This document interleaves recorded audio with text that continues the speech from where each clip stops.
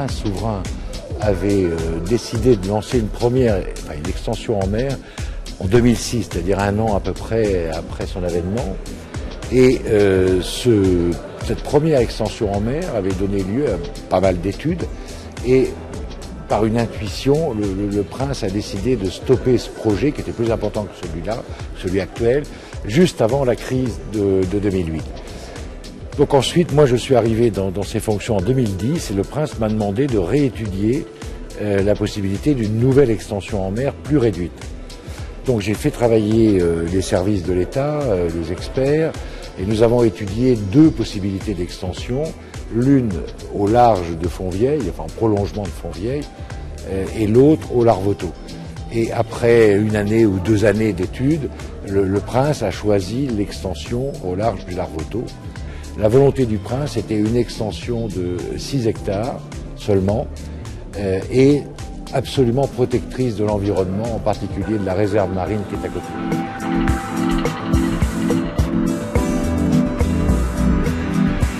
Nous avons 37 000 résidents, dont 8 800 monégasques, et chaque année, depuis 3 ans, il y a à peu près 600 à 700 personnes nouvelles qui viennent s'installer à Monaco, soit pour y vivre, soit pour y vivre et travailler à Monaco, créer des entreprises.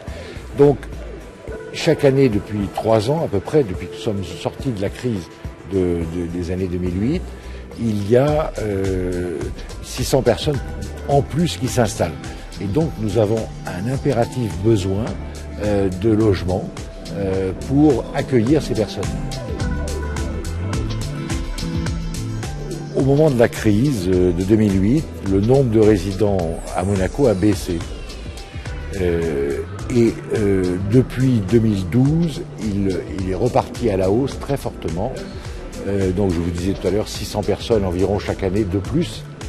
Sur ces 600 personnes, la moitié viennent d'Italie. Et ce qui est très frappant, c'est que depuis 2010, Monaco a entamé un long processus de conformité aux règles de finance internationale, de transparence. Vous savez que Monaco est classé par l'OCDE comme l'Allemagne aujourd'hui en matière de conformité aux règles. Au fur et à mesure que Monaco devenait transparent, les nouveaux résidents revenaient. Donc c'est clair, si vous voulez, qu'aujourd'hui, les nouveaux résidents qui viennent, ils viennent à Monaco chercher un endroit où il y a la sécurité, la stabilité politique, la protection de l'environnement, et ils ne viennent pas uniquement et pas principalement pour des raisons fiscales. Nous avons signé un accord de non-double imposition avec l'Italie il y a quelques mois, et cet accord est très important puisqu'il reconnaît aux Italiens la résidence fiscale à Monaco. Donc c'est une incitation pour que les Italiens continuent de venir. Et au 30 juin dernier, nous avions à peu près 300 ou 350 résidents en plus déjà. Donc nous sommes dans les chiffres habituels depuis 3 ans. Et là-dessus, la part des Italiens est très majoritaire. Alors les personnes qui viennent s'installer là viennent d'abord en famille. Donc ce ne sont pas des personnes âgées qui viennent prendre leur retraite ici.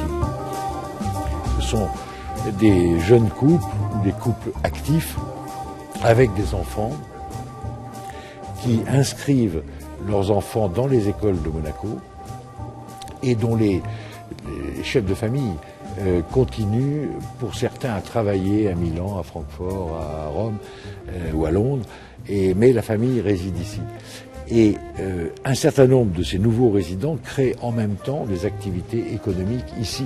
La création d'entreprises à Monaco, c'est plus de 1000 entreprises par an, nouvelles. Alors, toutes ne survivent pas longtemps, certaines disparaissent, mais il y a un flux important de création d'entreprises nouvelles. Pour le Grimaldi Forum, l'impact sera faible. C'est plutôt une extension qui va résulter de ce projet. Et le Grimaldi Forum, qui est notre centre de congrès, mais aussi d'exposition, a besoin d'avoir davantage de mètres carrés de surface d'exposition.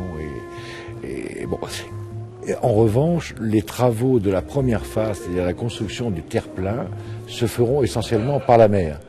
Donc l'impact sur la circulation de Monaco sera très faible. L'impact sur les résidents devrait être modéré dans la mesure où les rotations des bateaux qui draguent, qui rapportent des enrochements, etc., se fait par séquence de 10 heures. Donc nous allons pouvoir organiser le travail de telle manière à gêner le moins possible les résidents. Ensuite, dans la deuxième partie, c'est-à-dire la construction sur le terre-plein, là, évidemment, les matériaux seront apportés par la mer, mais aussi par la route. Et donc, il y aura un impact, mais cette phase n'interviendra qu'après que les grands travaux actuels autour du casino seront terminés.